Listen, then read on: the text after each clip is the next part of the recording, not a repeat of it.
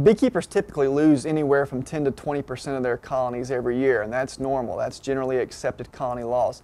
But this year, many beekeepers around the country are reporting elevated colony losses. In fact, as many as 50 to 90% of their colonies. So if you do the average, there are estimations out there that the United States has lost as many as 30 to 40% of the colonies that we have.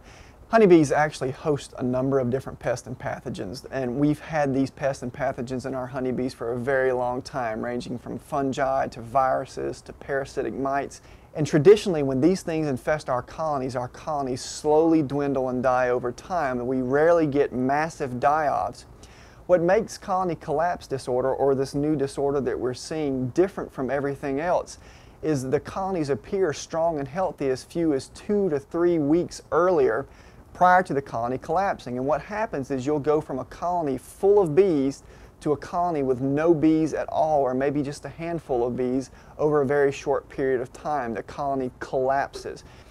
At the University of Florida, we're cooperating with the Florida Department of Agriculture and working on varroa mite studies. Even with colony collapse disorder present in the United States, varroa mite remains the biggest bee problem in the world and a leading contender for causing these colony collapses. So we're very keen to look at varroa mite effects and how to control varroa mites and give beekeepers an option to get rid of these things in their colonies. What's very important to consider and to remember is that CCD, or colony collapse disorder, may be an amalgamation of bee problems, and if that's the case, any bee scientist studying anything that kills bees is working on colony collapse disorder by default.